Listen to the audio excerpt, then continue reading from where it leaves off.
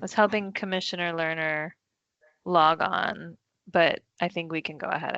I think she's got it. We're good?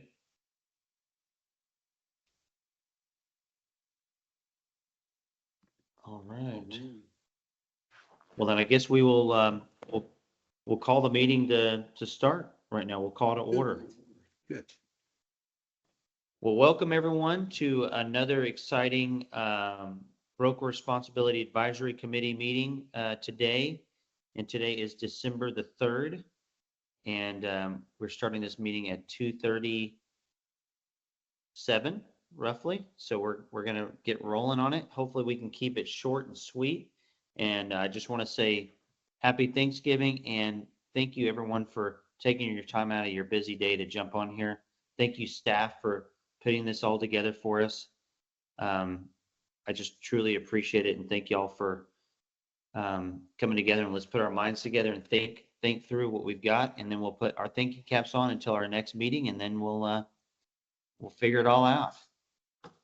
So I guess what we'll do is we'll go to Vanessa. Can I kick it over to you, Vanessa, for housekeeping?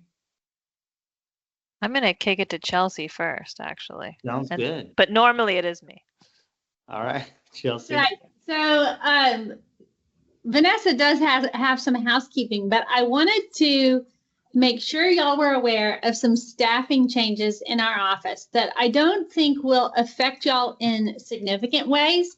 And it's all good things, but I just wanted you to be aware. Vanessa is now our Deputy Executive Director, which means she is stepping out of the General Counsel role and into more of a leadership role agency-wide.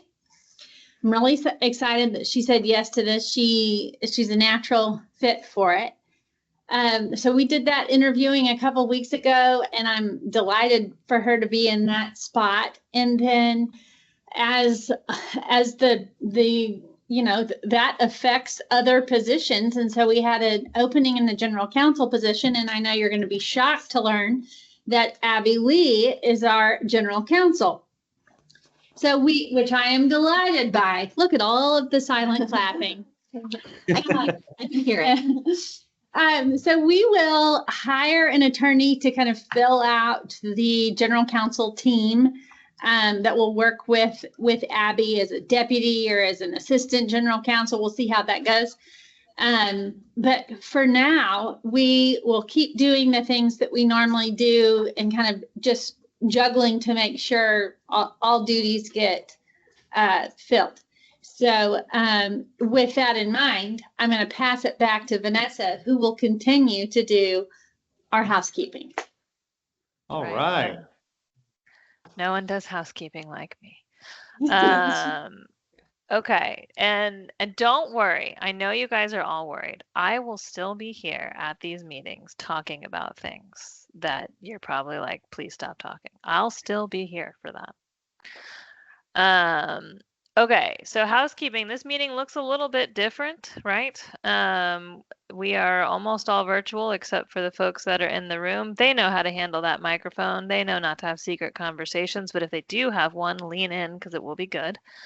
And for everyone who's virtual, it's important if you are a member of the committee, you should have full access to unmute. Even if it initially said that you didn't, you should, okay? And if you haven't tried that out, you're welcome to. But I know at first it kind of pops up and says you have no control. You have control. It takes Amber a second to get everybody set up, Amber and MJ, I think. So feel free to unmute and speak as freely as you wish. You can also use that raise hand function. On my screen, it's at the top. Some screens, it's at the bottom. It's that hand. You raise it, and then you got to unraise it. And it counts the order. So if I was first and then Mike went, I'd have a 1, he'd have a 2 by him, helps really keep that order in. And then for anyone here, and I'm not sure, I think we may have some who are not members, they're just watching essentially the live stream of this. You do not have a camera or a microphone. And that is intentional because you're really watching the live stream component of this. So you won't be able to speak up during the meeting. We do that during our regular meetings too, just to keep the virtual component sort of as small as we can in terms of who's got access to what and who's speaking and doing stuff. And that, I believe, is housekeeping. Thank you, Vanessa. I really appreciate it. And congratulations on the new role. Thank you. The big win. And Abby, congratulations to you as well. Thank you. And I think the silent applause earlier was very well deserved. So you guys earned it. All right, so we've got some. Do we have any public comment or any written public comment that we've received? We do not. Okay, perfect. Well, that makes that short and easy. Discussion regarding broker license education and experience requirements. And I believe our discussion is based solely on the items that we'd all discussed on at the last meeting, and that is purely just a supplement form. And I don't know exactly what it's been named yet, but I'm sure it'll be a good one. Supplement B. No, we're gonna have a real surprise ending on this one, Oh, Ty, interesting. with Okay. what it's called. Oh. So I'm gonna hype that up for you. So I want to walk through a couple of things before I turn it over a little bit. Just I want to remind us where we landed at the last meeting with the recommendation, and also just point out a couple of things that I think are important to remember and that I keep having to remind myself. So at the last meeting, you all landed, I'll say we're all one big thing, right? So we landed with keeping the education points the same, right? There was talk about doubling the experience points. I don't know if that went official or not, but there was talk. There seemed to be some favor in that. And we can kind of put that to the side. I think you guys were going to finalize that discussion at the next meeting. But really, I think what we're here to talk about today was this idea of a substitute route when it comes to active experience. And so, for education, so that you could substitute a certain amount of active experience for up to, I believe the cap was 300 hours of education, real estate related education, right? So the extra stuff. Right. Right? Does that sound right to everybody? Okay. So the initial, where you all landed, well, let me just say this one thing first, because then I think the next thing I'm going to say actually transitions well into looking at these examples. So something I think we all need to remember, because I think I know I was forgetting it. I think we were kind of getting a little bit off. When we originally talked about this idea of the toggle and the education, we're thinking about, I think we always cite Brian Sales, Bill Stedham, who doesn't even know he's being cited. But we talk about folks who had a lot of experience, but that didn't have maybe the degree, and so it took them, to get all of those hours took quite some time, even though they've been practicing for so long, right? And so a way to level that playing field, but to also make sure that brokers are coming in, ready to go at a level that's appropriate for what that license entails. And so I'll say that whenever you're making an adjustment related to experience, right? The experience by statute is it's active experience within 4 of the last 5 years.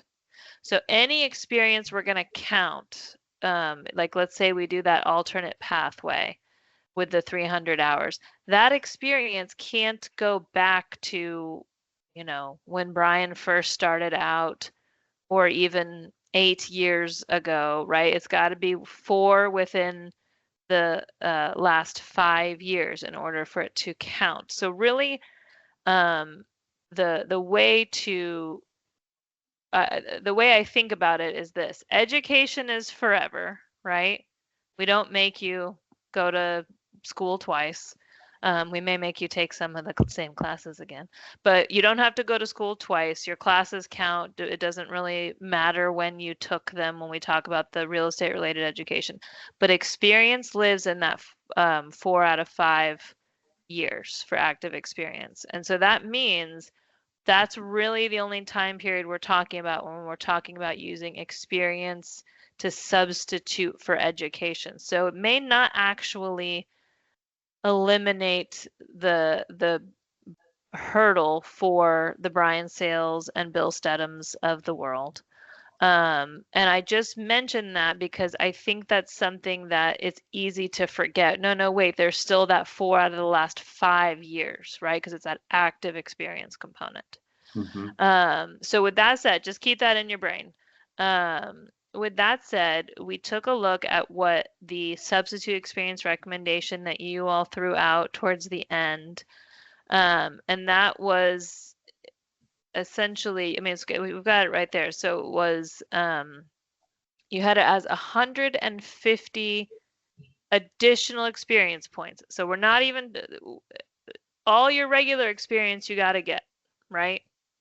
That's got to happen no matter what. But if you want to do this alternate pathway, it's on top of the experience, just the regular experience requirements. So we're going to keep saying that too, because I think that's easy to forget.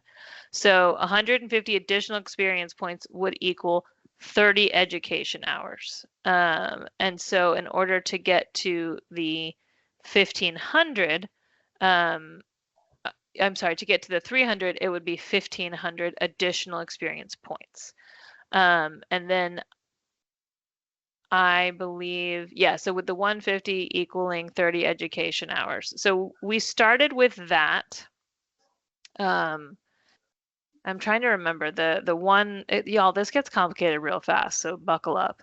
But the one residential transaction would equal 6 hours, one commercial transaction, 10 hours. I think that's where we were getting into a little bit of a debate about like hours and point allocations. I think we sweep that away for right now. And we really just look at what this means on a transactional basis.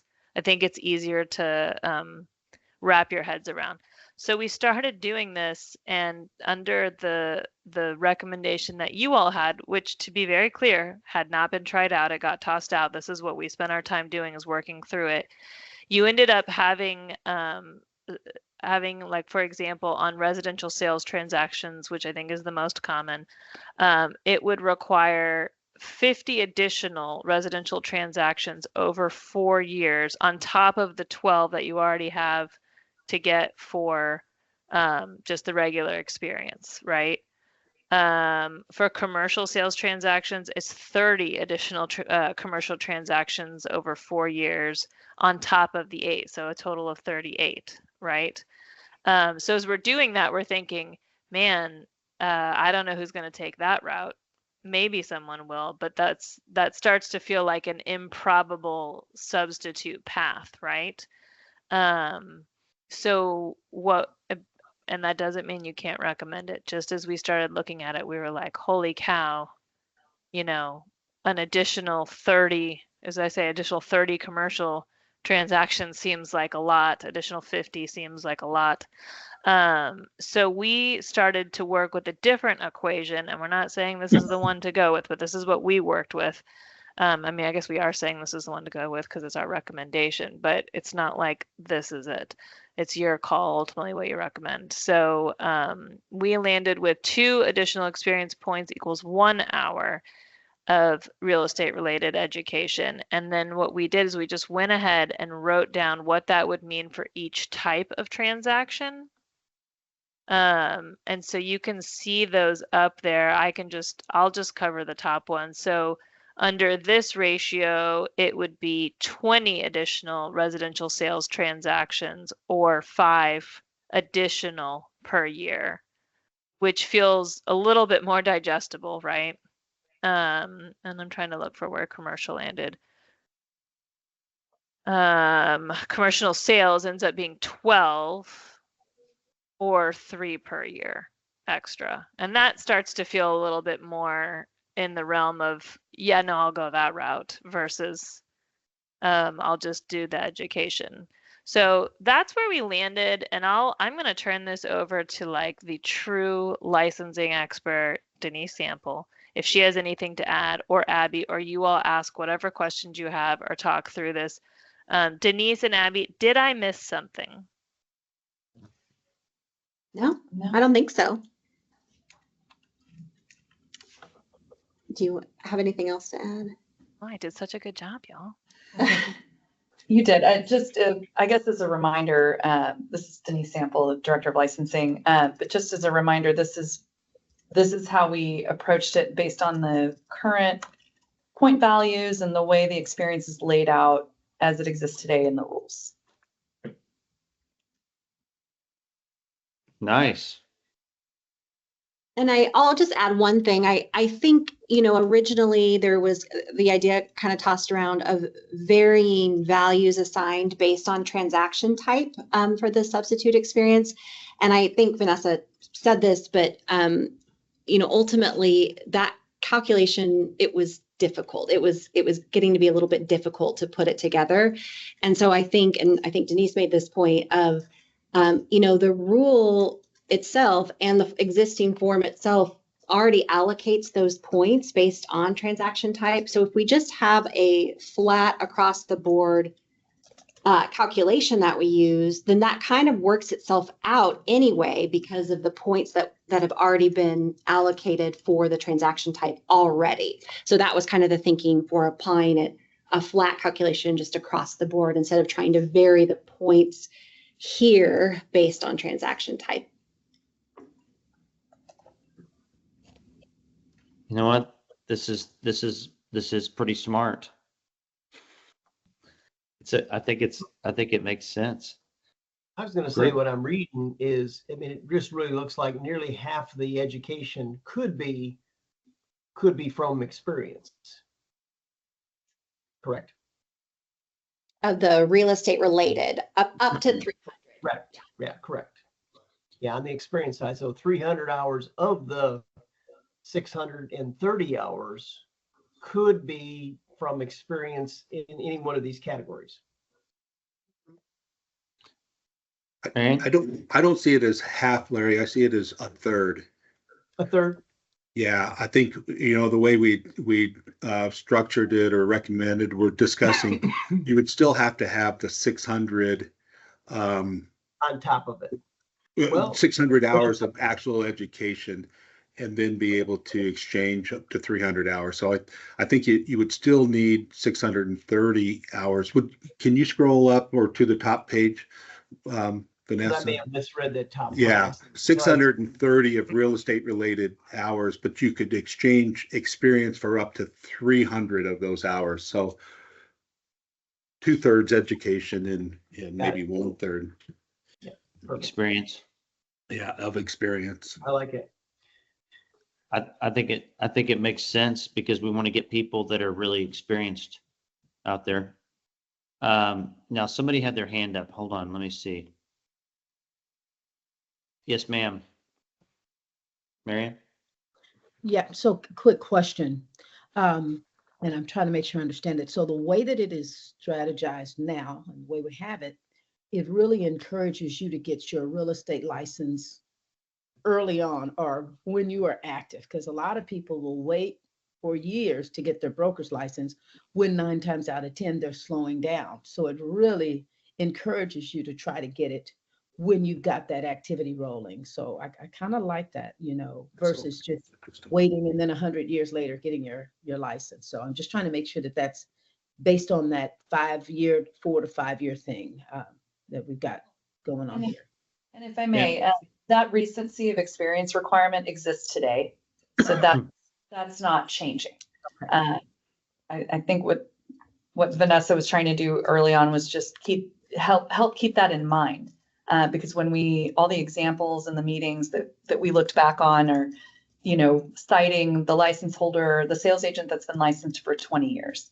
And so all of their education for sure gets, credited, whether it's related or the qualifying, but that experience for anyone applying for a broker license has to be recent.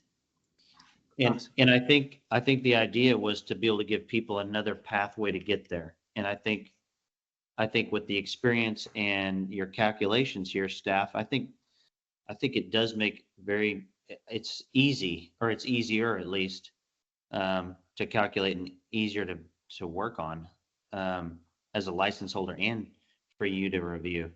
It makes sense. Mike, you have your hand up. But I'm assuming this is all mix and match, right? It could be, and we didn't, you're right. We didn't structure the examples with like a mix and match example, and we maybe should have, but we just did, for example purposes, just across the board. But yes, you could certainly have, residential property management, lease transaction, and then a sales transaction. All could count. Perfect. I like it. I like it. I like it too. Staff, this really makes sense, and it's something good for us to look at. Anyone else have any comments on this one? The questions? Yes, sir. Marvin? Marvin, your phone, it went mute. All right, there we go. Yes, sir. I like it. I think it is. It's an increase to it provides opportunity, yet it's still achievable opportunity. So I like that part of it. Yes, agreed. And then Brian, did you have a comment? I think I'm right behind Mike. Are you, Mike? Yeah. Thinking of staff's part in this, now that we have so many groups that operate in teams, does that make this a little harder for you guys to calculate what this person gets credit for? If they're part of a team, how do they have to be the lead, or? It's the person on the contract, I would assume. Yeah, like I see it as the applicant or the prospective licensee has to document already. They have to document their experience, they have to document their education, and they have to provide that affidavit. So I don't think it puts the onus on the staff as much as it puts the onus on the person who's applying for that broker's license. Okay. I would agree with Brian on that. Brian, did you have something? If I can jump in and Go just ahead. for a clarification, the way the current Supplement A form spells out the delegated supervision category, it requests a number of months as a supervisor. And so that is the way it exists in the rule, which the form reflects. So that is actually very easy for us to calculate on the licensing processing side, because we have that information. We know when an individual has been made a supervisor and when that designation is ended, or the delegation of supervision, when it's been added, when it's been ended by the broker. And so that's something we keep track of, because of the format currently is number of months as a supervisor. Which is a really great segue to the comment that I had. And I like your phrasing about creating pathways to a broker's license. Currently, we have one path. And by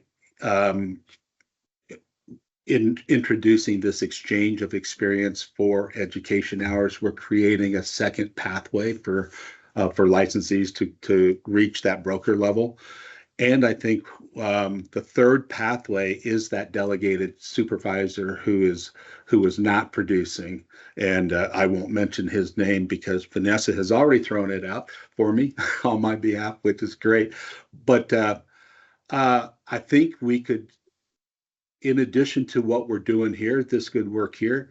I think we could strengthen or broaden that pathway for the supervisor, the non-producing supervisor. And I think it was Denise who was talking that said that is Everything else, all of our other experience points are based on numbers of transactions, except for the delegated supervisor or team manager. It's a number of months. And where my head has been going the last couple of months since we last met is not changing that to number of transactions, but adding, in addition to the number of months being a supervisor, adding additional points for numbers of transactions supervised. So let's say that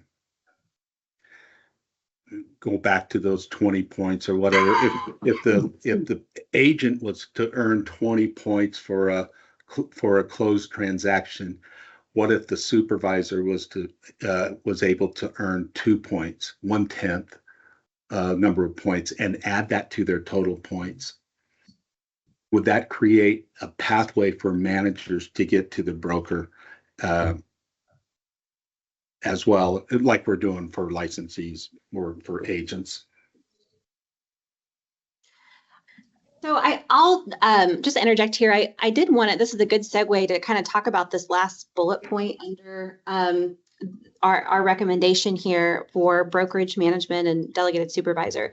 So when we were doing all of this calculation, because as you pointed out, Brian, the calculation is different for a delegated supervisor or for management. It's based on what we sort of realized is that under this particular calculation, that basically you're topping out, if you solely did management or solely getting credit for a delegated supervisor experience, that you're topping out at a maximum credit of 72 course hours. And so in this particular calculation, you would not be able to reach the 300, get up to 300 that you can in maybe some of these other categories.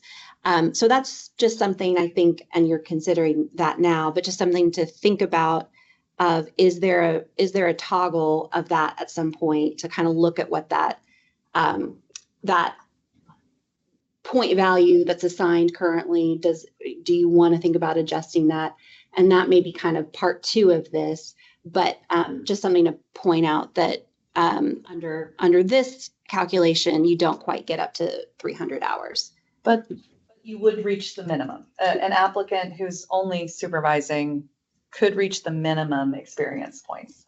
Right. I hope that's clear. Yeah. So you're right, Denise. So this is what I mean is for the substitute experience, you're only getting up to 72. Currently, you can reach the minimum experience required to obtain a broker's license only using brokerage management or delegated supervisor. But the additional would cap out at 72. So that's exactly where my head was, but you're saying it better. For our manager or delegated supervisor, we really don't have a system that allows them to earn additional points that they could use in substitution of education. And so either increasing the number of points that we're giving them or crediting them for years or months managing, increasing that number of points, or adding that additional line for numbers of transactions supervised, gives them the opportunity to earn extra points like we're doing for sales agents. Any thoughts on that? Anybody want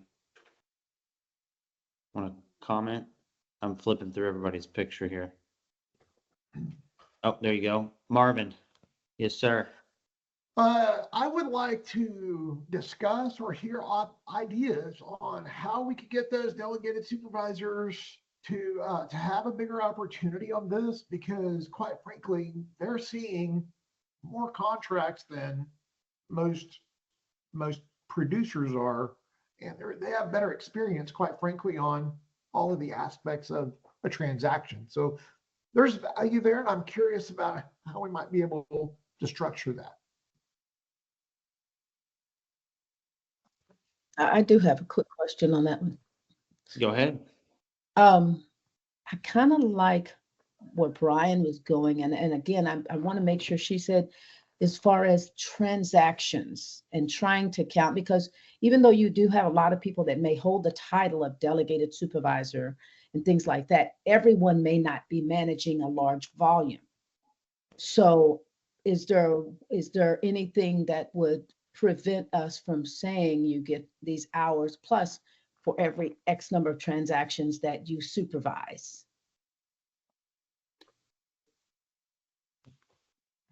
So, I mean, and Brian, back to your point, I'm going to say something here too. What about, is there anything wrong with double dipping? So if they did a transaction as well,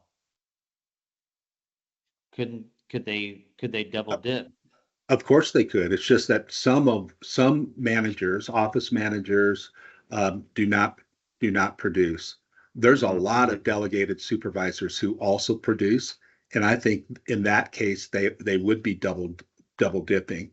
I don't think if we were to give them points for supervising another agent's transactions, which I like that idea, I don't think we could give them additional points for supervising their own transaction. They would already be double dipping in a closed residential transaction and 1 month as a delegated supervisor. So, yeah, I think double dipping is possible, and I think it's fine. Let me throw this out there. So let's just say that Larry and Marvin and myself are on a team. Marvin's the team lead. He is he's the delegated supervisor. And then I said, you know what, this is great. You've been the delegated supervisor. He's been doing it for 4 years. He goes in there, applies for his broker's license, is able to use some of his points for the transactions and supervising. And then he gets his broker's license. Hey, it's great. The system worked.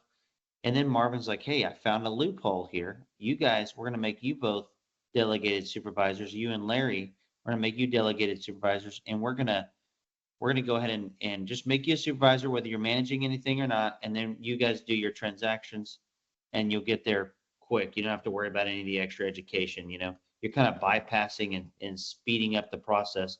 Is that not something that we need to be concerned with? Just my thought process on it. Not that I'm thinking that people are going to do that, but if you leave a loophole, they're going to use them. If that's a loophole, it already exists. But right now what we're looking at is only 72 course hours. Plus whatever they produce. Plus Points whatever for they their own. produce. Exactly. Yeah. So I don't know that we could if we increase the legislate. amount, you know, Yeah. that's the only thing. So I don't know that we're gonna figure it all out right now, but I want everyone to think about it. So that way at the next meeting, you've thought through it. You know, we come up with a good conclusion, because I think we're right here. I think this is the right path, and I want to thank staff for really thinking through this, because I know we weren't set on the points. I think we had an idea for what we wanted to do, and I like it. I like what I see here. It makes it simple. It's streamlined. It's easy to understand, at least since we've been working on it. Maybe others, it may not be as easy to understand, but I believe it's pretty easy to understand. Is there anything else we want to add to this or put on the thought process for the next meeting that you want to at least bring up as something for us all to think about? Ty, if I may, I wanted to throw out a lot of the number crunching that was done Yes. in this very room. What we did come up with was if the desire is to create a path for someone to get the maximum substituted credit or additional experiences substitute for the 300 real estate related hours, toggling the point value of the months that a license holder is a delegated supervisor, switching that number to 25 and adjusting that point value, that would get an applicant there. I got it. Adjusting it to 25 is what you're saying? So right now it's 12 on the current rule in the current form. So if you made that adjustment, that would be across the board for minimum experience as well. But Denise is saying that would get up for this calculation, that would get you to 300 here as well. Okay. And because it is calculated on number of months, increasing that number does not impact the person who's coming in under the minimum 360 point requirement as a supervisor, because they still have to do it for 48 months. Even though that gets them over the minimum, that statutory requirement of recency of experience and that it's spelled out 4 years out of the last 5, increasing the point value there won't impact, doesn't shorten the number of months at minimum that an applicant must be a supervisor to get to the minimum experience points. I probably butchered that, but I hope that makes sense. No, it does make sense. It's relevant experience, really. That makes perfect sense. Anyone else have questions or anything, any thought processes that we need to put on our mind to think through until the next meeting? I feel like it was very well done by the staff, and it was Great job. it's amazing, Congratulations. honestly. Amazing. Thank you so much.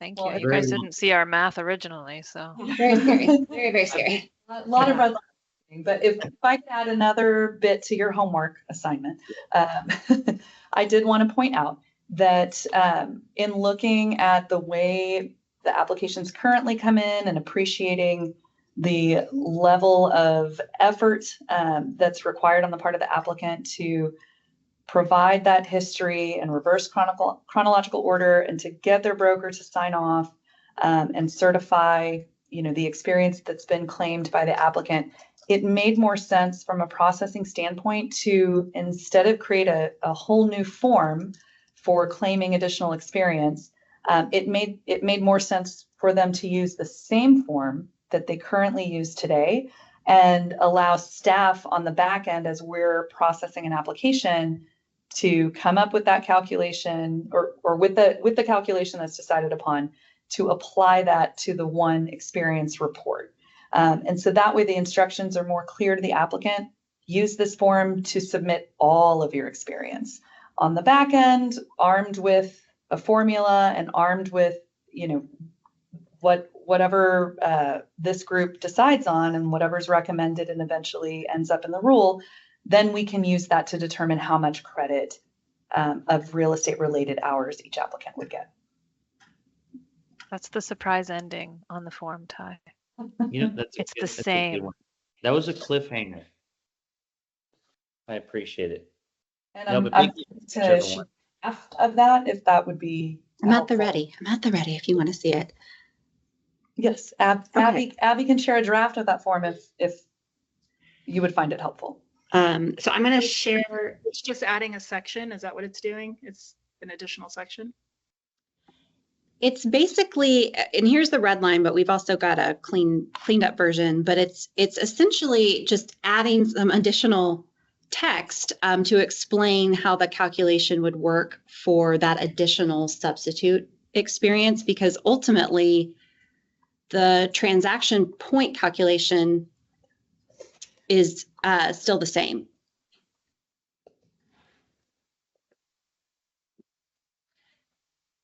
And you can pop that out on your screen if you need to, I realize that. and make it bigger, just for anyone who's leaning in. Yeah, let me see if I can make it a little bit bigger. I always do that, and then I'm like, oh yeah, that's right, I can. I don't know. That might not help, but It did. No, it does help.